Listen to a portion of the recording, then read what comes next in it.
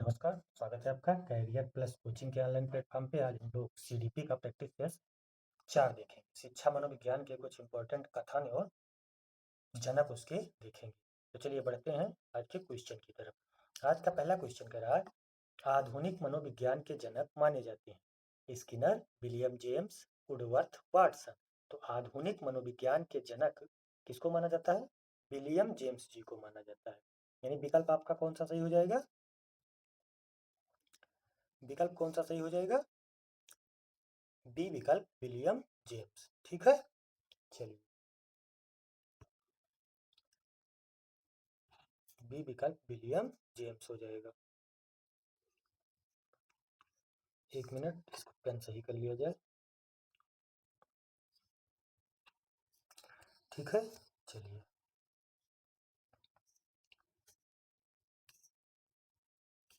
विकल्प B William James. चलिए बढ़ते हैं क्वेश्चन नंबर 2 की तरफ। क्वेश्चन नंबर 2 कह रहा है, मनोविज्ञान व्यवहार का शुद्ध विज्ञान है, यह कथन किसका है? वुडवर्थ जी का है, जेम्स वेबर का है, वाटसन का है, स्किनर का है। तो मनोविज्ञान व्यवहार का शुद्ध विज्ञान है, यह कथन वाटसन जी का है। तो इसके जनक कौन हो जाएंगे? जेबी वाटसन। ठीक है, तो विकल्प आपका कौन सा सही हो जाएगा? सी विकल्प जेबी वाटसन या वाटसन। चलिए बढ़ते हैं क्वेश्चन नंबर 3 की तरफ। क्वेश्चन नंबर 3 कह रहा है, बाल विकास की किस अवस्था को खिलौने की आयु कहा जाता है? पूर्व बाल्यावस्था, उत्तर बाल्यावस्था, शैशवावस्था, किशोरावस्था। तो किस अवस्था को टॉय एज कहा जाता है? टॉय एज कहा जाता है पूर्व बाल्यावस्था को, यानी अर्ली चाइल्डहुड जो है, इसी को खिलौने की आयु या टॉय एज कहा जाता है। तो विकल्प कौन सा सही हो जाएगा आपका? ए विकल्प पूर्व बाल्यावस्था। चलिए बढ़ते हैं क्वेश्चन नंबर 4 की तरफ। जीन पियाजे के अनुसार तार्किक चिंतन किस अवस्था में शुरू होता है? संवेदी गामक अवस्था, पूर्व संक्रियात्मक अवस्था, मूर्त संक्रियात्मक अवस्था, औपचारिक संक्रियात्मक अवस्था। इसका एग्जाम्पल यही है, जैसे देखिए संवेदी गामक 0 से 2 वर्ष होता है, पूर्व संक्रियात्मक जो है वो 2 से 6 वर्ष ये होता है, मूर्त संक्रियात्मक जो है 7 से 11 वर्ष, और औपचारिक संक्रियात्मक या अमूर्त संक्रियात्मक इसी को बोलते हैं, इसको इसकी होती है 11 से 18 वर्ष। ठीक है, तो आपसे पूछ रहा है कि तार्किक चिंतन, तो लॉजिकल थिंकिंग जो है ये मूर्त संक्रियात्मक से ही शुरू हो जाता है। ठीक, तो विकल्प कौन सा सही हो जाएगा? सी विकल्प मूर्त संक्रियात्मक अवस्था, यानी सी विकल्प आपका सही हो जाएगा। ठीक है, इसमें ये 7 से 11 वर्ष होती है। इसमें बच्चा जो सामने रहता है, सामने की वस्तु पे चिंतन करता है। यही जब परोक्ष रूप से चिंतन करने लगता है तब औपचारिक संक्रियात्मक में पहुंच जाता है। ठीक है, तो विकल्प कौन सा सही हो जाएगा? सी विकल्प मूर्त संक्रियात्मक अवस्था। चलिए बढ़ते हैं क्वेश्चन नंबर 5 की तरफ। क्वेश्चन नंबर 5 कह रहा है, पियाजे के अनुसार अहम केंद्रिता का अर्थ क्या है? पियाजे जी के अनुसार जो ये अहम केंद्रिता है, इसका अर्थ क्या है?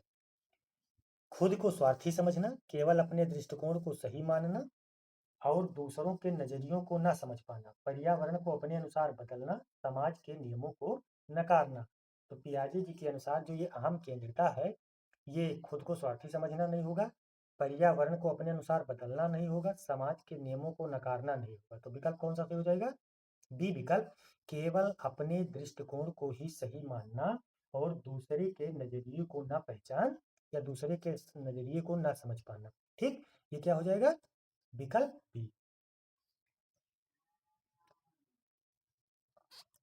इसका कौन सा विकल्प सही हो जाएगा? बी विकल्प दूसरे के नजरिए को न पहचान पाना। ठीक है, इसी को अहम केंद्रिता बोलेंगे। चलिए बढ़ते हैं क्वेश्चन नंबर 6 की तरफ। लियो वाइगोत्स्की के अनुसार बच्चे का संज्ञानात्मक विकास किसके माध्यम से होता है? अंतःक्रिया और सामाजिक संवाद, अनुवांशिकी, पुरस्कार और दंड, भौतिक वस्तुओं का अन्वेषण। तो लियो वाइगोत्स्की जी के अनुसार पूछ रहा है ना, तो ये कह रहा है कि संज्ञानात्मक विकास, तो संज्ञानात्मक विकास किससे होगा? अंतःक्रिया और सामाजिक संवाद से। क्योंकि देखिए कुछ सिद्धांत हैं, इनको आप लोग याद रखिए। जैसे मान लीजिए आपसे पूछ रहा है संज्ञानात्मक विकास, तो ये संबंधित हो जाएगा जीन पियाजे जी से। नैतिक विकास कोहलबर्ग जी से, और सामाजिक सांस्कृतिक अधिगम पूछेगा तो किससे हो जाएगा, या सामाजिक विकास पूछेगा तो लियो गोत्स्की जी से। तो इसमें सामाजिक संवाद आपको कहाँ दिख रहा है, विकल्प ए में। तो कौन सा विकल्प सही हो जाएगा, ए विकल्प, अंतः क्रिया और सामाजिक संवाद। ठीक है, कौन सा विकल्प सही हो जाएगा, ए विकल्प।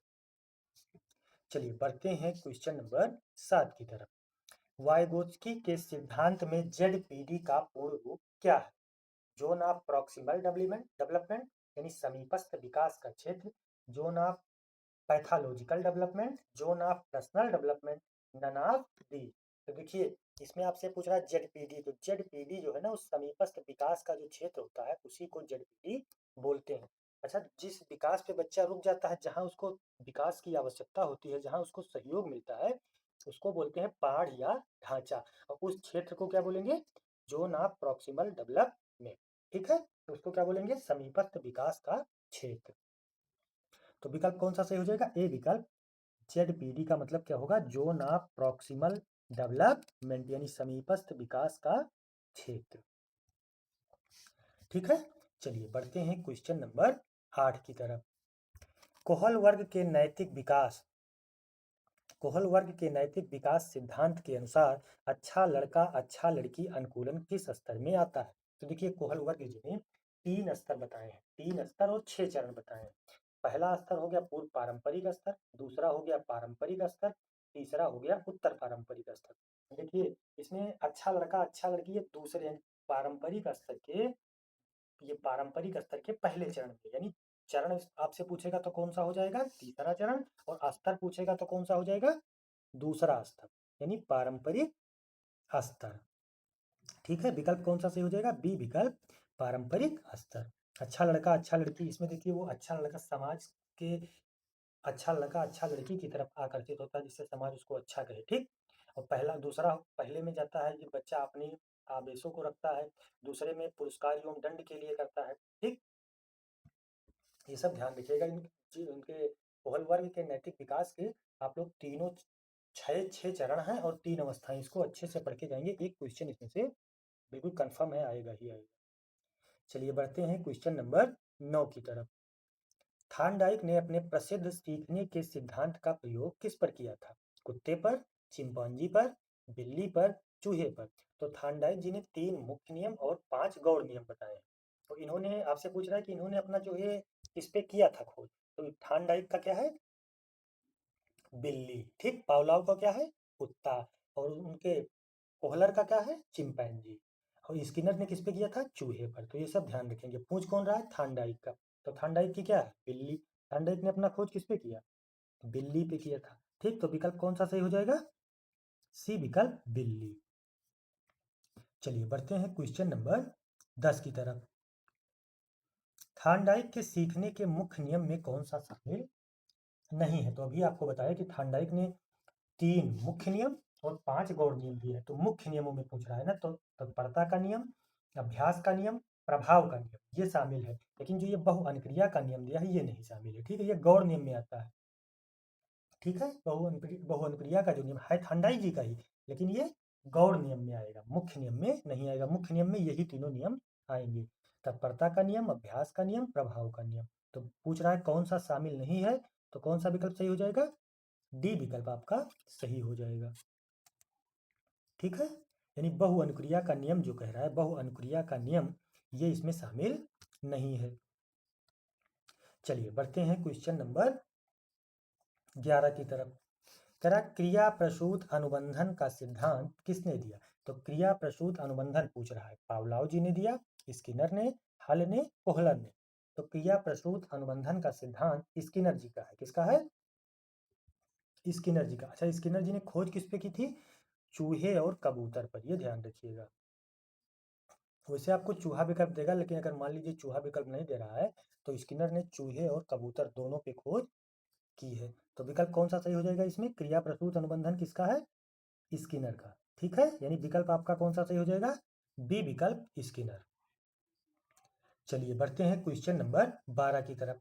कह रहा है क्लासिकल अनुबंधन सिद्धांत, क्लासिकल अनुबंधन में जो ये सलाइबा लार है ये क्या है, लार का आना जो है ये क्या है, अनुबंधित, अन अनुबंधित अनुक्रिया है यानी यूसीआर है, अनुबंधित उद्दीपक है, स्वाभाविक उद्दीपक है, तटस्थ उद्दीपक है। तो ये जो लार का आना है, जब भोजन को देखकर पहले भोजन दिया जाता है तब कुत्ते के मुंह में लार आता है ना, वो तो पढ़े होंगे आप लोग।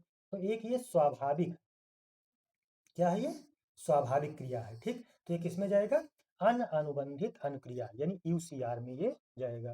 तो सलाइवा का आना क्या हो जाएगा, यूसीआर, यानी विकल्प आपका कौन सा सही हो जाएगा, ए विकल्प यूसीआर। चलिए बढ़ते हैं क्वेश्चन नंबर 13 की तरफ। अंतर्दृष्टि या सूझ द्वारा सीखने का सिद्धांत किसने प्रतिपादित किया, व्यवहारवादियों ने, गेस्टाल्टवादियों ने, संरचनावादियों ने, विकासवादियों ने। तो देखिए जो ये अंतर्दृष्टि या सूझ का सिद्धांत है इसको कोहलर जी ने दिया है। कोहलर, कोफ्फा और वर्दाइमर ये किस संप्रदाय से जुड़े हैं, गेस्टाल्ट संप्रदाय से। तो अंतर्दृष्टि या सूझ का सिद्धांत किससे संबंधित हो जाएगा, गेस्टाल्टवादियों से। अच्छा आपसे ये भी पूछ सकता है कि गेस्टाल्टवादी संप्रदाय जो है इसके संस्थापक कौन है। तो गेस्टाल्टवादी संप्रदाय के संस्थापक कौन है, वर्दाइमर, यानी वर्दीमर भी बोल सकते हैं या वर्दाइमर। ठीक है, कौन है, मैक्स वर्दाइमर। तो विकल्प कौन सा सही हो जाएगा, बी विकल्प गेस्टाल्टवादी। अच्छा इन्होंने खोज किस पे की थी अंतर्दृष्टि सूझ सिद्धांत, ये चिंपैंजी यानी सुल्तान नाम के एक चिंपैंजी पर इन्होंने अपना प्रयोग किया था। ठीक है, ये ध्यान रखिए, उस चिंपैंजी को अचानक आई सूझ के ही आधार पर इस सिद्धांत का नाम सूझ सिद्धांत है। चलिए बढ़ते हैं क्वेश्चन नंबर 14 की तरफ। कह रहा बुद्धि का द्विकारक सिद्धांत टू फैक्टर थ्योरी जो है ये किसने दिया है, बिने, थर्स्टन, स्पेयरमैन, गिलफोर्ड। तो ये किसने दिया है, द्विकारक सिद्धांत किसका है, स्पेयरमैन जी का है। द्विकारक सिद्धांत किसका है, स्पेयरमैन जी का। जीएस फैक्टर इन्होंने बताया था, जी मतलब जनरल, जनरल इंटेलिजेंस इसको बोलेंगे, जनरल बुद्धि यानी सामान्य बुद्धि। एस मतलब स्पेसिमेन, मतलब ये हो जाएगा जी, जीएस फैक्टर एक विशिष्ट बुद्धि बोले, जी को सामान्य, एस को विशिष्ट बुद्धि यानी स्पेशल। कितने बांटा है इन्होंने, दो में, जीएस फैक्टर इसी को बोलते हैं। बुद्धि का द्विकारक सिद्धांत न देके आपसे ये भी पूछ सकता है कि जीएस फैक्टर या जीएस सिद्धांत किसने दिया। तो किसने दिया है, स्फेयरमैन जी ने। विकल्प आपका कौन सा सही हो जाएगा, बी विकल्प स्फेयरमैन जी का है। चलिए बढ़ते हैं क्वेश्चन नंबर 15 की तरफ। हावर्ड गार्डनर के अनुसार एक मूर्तिकार या नाभिक किस प्रकार की बुद्धि होती है। जैसे एक मूर्तिकार हो गया या नाभिक हो गया, इनमें किस प्रकार की बुद्धि होगी, भाषाई बुद्धि, स्थानिक बुद्धि, तार्किक बुद्धि, अंतर्वैयक्तिक बुद्धि। तो हावर्ड गार्नर के अनुसार जैसे देखिए मूर्तिकार है तो छोटी छोटी चीजों बारीकियों को, वहाँ के स्थानिक प्रवृत्ति को ध्यान में रखता है। नाभिक है तो वहाँ के स्थान को उसको अच्छी जानकारी होनी चाहिए। तो ये बुद्धि किसमें जाएगी, मूर्तिकार या नाभिक की बुद्धि, ये जाएगी स्थानिक बुद्धि। तो विकल्प आपका कौन सा सही हो जाएगा, बी विकल्प स्थानिक बुद्धि। ठीक है, ये ध्यान रखिएगा, किसमें जाएगा ये, स्थानिक बुद्धि में। चलिए बढ़ते हैं क्वेश्चन नंबर 16 की तरफ। ये क्या, 16 तो है ही नहीं, चलिए 17 पे बढ़ते हैं, 16 क्वेश्चन है नहीं। 17 कह रहा प्रगतिशील शिक्षा के प्रेरणता कौन है, रूसो, जॉन डीबी, फ्रावेल, मॉन्टेसरी। तो देखिए प्रगतिशील शिक्षा आपसे पूछा है, तो प्रगतिशील शिक्षा के जनक कौन है।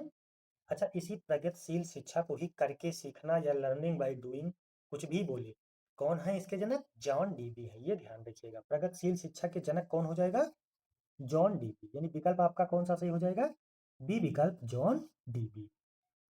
ठीक, अच्छा जॉन डीबी जी का एक मुख्य कार्य आप लोग ध्यान रखिए, पूछा जा सकता है, इस इन्होंने करके सीखने पे बल दिया। यानी जो शिक्षा है वो इन्होंने बताया कि आप इसको करके सीखें, पहले बच्चा करेगा फिर उसी से अवलोकन करके स्वतः सीखेगा। तो इन्होंने प्रत्येक स्कूलों में लैब की स्थापना करने का सुझाव दिया था, यानी इन्होंने ही कहा कि प्रत्येक स्कूल में लैबों की स्थापना की जाए।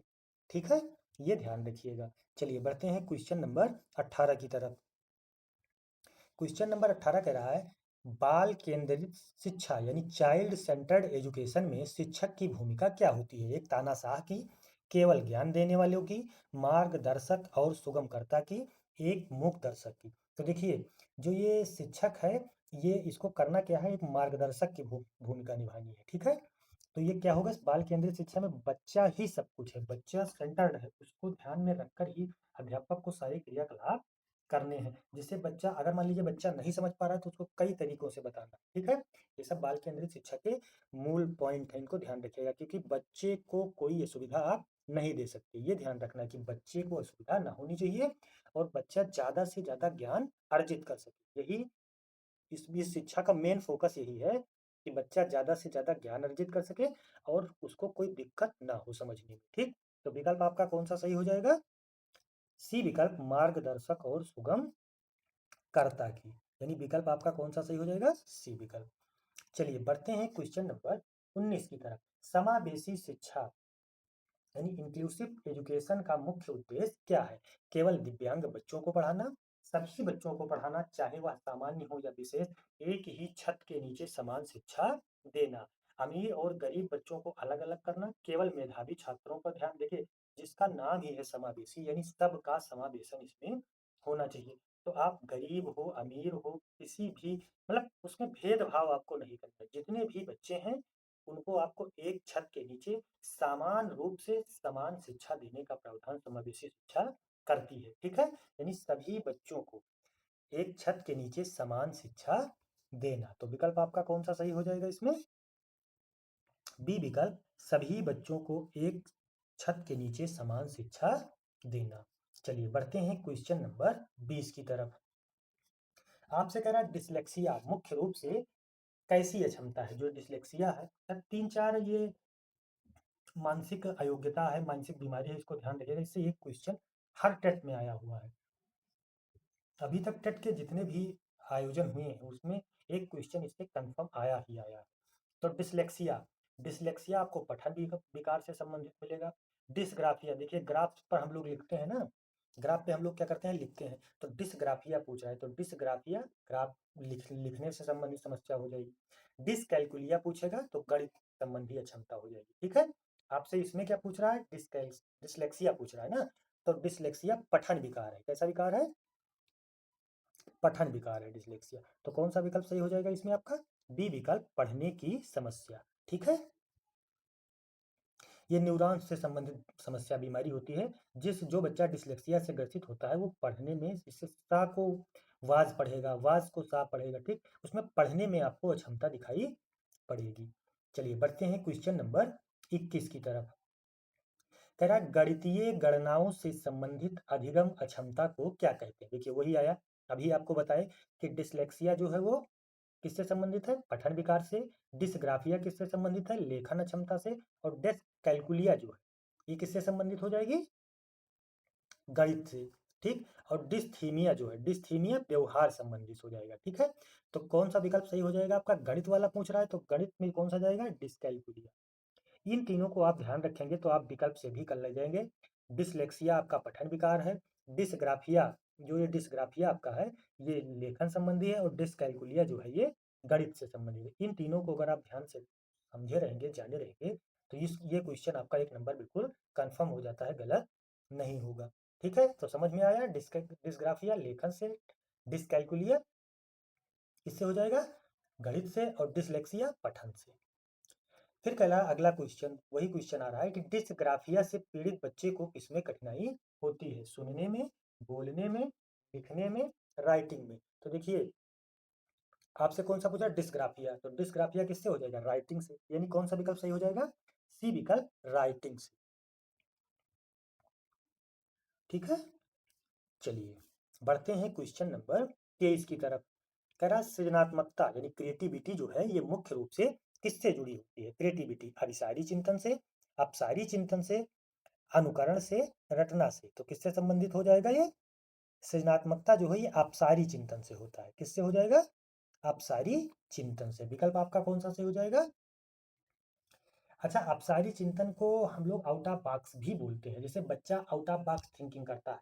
मान लीजिए आप उसको बता रहे हैं, मान लीजिए कोई बच्चा है, आप उसको लखनऊ के बारे में बता रहे हैं, तो वो लखनऊ के आसपास को भी जानने की कोशिश कर रहा है। तो ऐसे बुद्धि वाले को ऐसे चिंतन करने की क्षमता को क्या बोलेंगे? सृजनात्मकता बोलेंगे। तो ये किसमें होगा? अपसारी चिंतन में। तो विकल्प आपका कौन सा सही हो जाएगा? बी विकल्प, अपसारी चिंतन। ठीक है, ध्यान रखेंगे। चलिए, ये किससे संबंधित है? अपसारी से। अभिसारी, जैसे अब मान लीजिए आप उसको राजधानी के बारे में बता रहे हैं, केवल लखनऊ के बारे में बता रहे हैं, तो वो केवल लखनऊ के बारे में ही सोचे, तो उसको क्या बोलेंगे? अभिसारी चिंतन। वैसे लेंस में आपने पढ़ा होगा ना, अपसारी लेंस अभिसारी लेंस, तो वैसे बिल्कुल समझ लीजिए। अपसारी मतलब ज्यादा फैलाव, जब वो बच्चा जिसको आप बता रहे सेंटर्ड के आसपास के बारे में भी वो सोचता है, तो उसको क्या बोलेंगे, अपसारी। और केवल सेंटर्ड पर ध्यान रख देता है। जैसे मान लीजिए आप ये पेन उसको दिखा रहे हैं, मान लीजिए ये पेन आप उसको दिख रहा है, अब वो इस पेन को ही सोच रहा है, लेकिन अभिसारी वाला पेन के बारे में सोचे। लेकिन जैसे मान लीजिए पेन पे आप लिखेंगे ना पेन से, कॉपी के बारे में भी उसके पेन के साथ साथ सोचा, दिखा आप पेन रहे लेकिन वो कॉपी के बारे में भी सोचे। तो ऐसे चिंतन को क्या बोलेंगे, अपसारी चिंतन बोलेंगे। चलिए बढ़ते हैं क्वेश्चन नंबर 24 की तरफ। कह रहा अभिप्रेरणा का पदानुक्रमिक आवश्यकता का सिद्धांत किसने दिया। तो ये अभिप्रेरणा का पदानुक्रमिक सिद्धांत किसने दिया है, मैस्लो, हाइजेनबर्ग, मैक्लीलैंड, स्किनर। तो ये अभिप्रेरणा का जो सिद्धांत है ये किसने दिया है, अब्राहम मैस्लो। ठीक है, अब्राहम मैस्लो ने एक पिरामिड दिया है। ठीक है, उसी पिरामिड में जिसने उन्होंने उस पिरामिड को ही क्या बोलते हैं, पदानुक्रमिक आवश्यकता। इन्होंने बताया नीड के बारे में, बताया कि जैसे बच्चे की क्या क्या नीड होती है, आवश्यकता के बारे में ही इन्होंने बताया है। सेल्फ एक्चुअलाइजेशन के बारे में इन्होंने बताया है। तो ये अभिप्रेरणा का पदानुक्रमिक आवश्यकता का सिद्धांत किसने दिया है, अब्राहम मैस्लो ने। विकल्प कौन सा सही हो जाएगा, ए विकल्प अब्राहम मैस्लो। चलिए बढ़ते हैं क्वेश्चन नंबर 25 की तरफ। व्यक्तित्व मापन का रोसा शाही धब्बा परीक्षण किस प्रकार की विधि है। तो ये जो रोसा शाही धब्बा परीक्षण विधि है ये कैसी है, आत्मनिष्ठ, वस्तुनिष्ठ, प्रक्षेपी विधि, प्रयोगात्मक विधि। तो ये कैसी विधि है, प्रक्षेपी विधि है। हरमन रोसा द्वारा विकसित जो है ये शाही धब्बा परीक्षण कैसी विधि है, प्रोजेक्टिव मेथड है ये, यानी प्रक्षेपी विधि। तो विकल्प आपका कौन सा सही हो जाएगा, सी विकल्प, प्रक्षेपी विधि। ठीक है, इन्होंने जो व्यक्तित्व मापन के लिए टेस्ट दिया था उसमें इन्होंने अचेतन मन की तरफ आकर्षित किया था। ठीक है, अस्पष्ट धब्बों का उपयोग किया था इन्होंने, स्याही, इसीलिए इस मापन विधि को स्याही धब्बा परीक्षण कहते हैं। अच्छा, आपसे ये भी पूछ सकता है कि इसको किसने किया, तो रोरसा लिखा ही है, हरमन रोरसा इनका पूरा नाम था। चलिए बढ़ते हैं क्वेश्चन नंबर 26 की तरफ। किशोरा अवस्था को अत्यधिक तनाव, तूफान और संघर्ष का काल किसने कहा। E A Kilpatrick, Stanley Hall, Crow and Crow, Jersey. तो देखिए इसको किसने कहा है, किशोरा अवस्था को अत्यधिक तूफान, तनाव, संघर्ष की अवस्था किसने कहा है, स्टेनले हाल जी ने। अगर मान लीजिए आपसे कोई एडोलसेंस यानी किशोरा अवस्था से संबंधित कोई भी कथन पूछता है, विकल्प में स्टेनले हाल अगर आपको दिखाई देते हैं तो आप उन्हीं पे फोकस करिएगा। ठीक है, ये ध्यान रखिएगा। जैसे मान लीजिए किशोरावस्था से संबंधित कोई कथन है, विकल्प में स्टेनले हाल है, क्योंकि किशोरावस्था के बारे में सबसे ज्यादा अध्ययन जो है किशोरावस्था के बारे में स्टेनले हाल जी ने किया है। ठीक है, तो इसलिए इनको ध्यान में रखेंगे, स्टेनले हाल जी को ही पहली प्राथमिकता देंगे। चलिए बढ़ते हैं क्वेश्चन नंबर 27 की तरफ। कह रहा है संवेगात्मक बुद्धि यानी इमोशनल इंटेलिजेंस शब्द को लोकप्रिय बनाने का श्रेय किसे जाता है, Daniel Goleman, John mayor, Peter Salve, Alfred बिने। तो देखिए संवेगात्मक बुद्धि को सबसे अधिक लोकप्रिय, संवेगात्मक बुद्धि, इन्होंने एक किताब लिखी थी सन 1995 में, इमोशनल इंटेलिजेंस यानी संवेगात्मक बुद्धि, इसी के नाम पे इन्होंने एक किताब लिखी थी। इसलिए यही कहा जाएगा कि इस शब्द के जनक कौन हो जाएंगे, डेनियल गोलमैन। आपसे ये भी पूछ सकता है कि इमोशनल इंटेलिजेंस बुक कब प्रकाशित हुई, तो 1995 में। किसने लिखी, डेनियल गोलमैन ने। तो संवेगात्मक बुद्धि शब्द के जनक कौन माने जाएंगे, डेनियल गोलमैन। चलिए बढ़ते हैं क्वेश्चन नंबर 28 की तरफ। कह रहा करके सीखना, लर्निंग बाय डूइंग सबसे प्रभावी क्यों है, क्योंकि यह शिक्षक का काम करता है, यह शिक्षक के काम को कम करता है, क्योंकि बच्चा इसमें सक्रिय रूप से भाग लेता है और अपने अनुभव से सीखता है, यानी और इसमें अनुशासन बना रहता है, यह परीक्षा के लिए रटने में मदद करता है। देखिए लर्निंग बाय डूइंग, जिसमें बच्चा स्वतंत्र रूप से स्वयं सक्रिय रूप से भाग ले, तो कौन सा विकल्प दिख रहा है, क्योंकि बच्चा इसमें सक्रिय रूप से भाग लेता है और अनुभव से सीखता है। तो विकल्प आपका कौन सा सही हो जाएगा, बी विकल्प, इसमें बच्चा सक्रिय रूप से भाग लेता है और अपने अनुभव से सीखता है। चलिए बढ़ते हैं क्वेश्चन नंबर 29 की तरफ।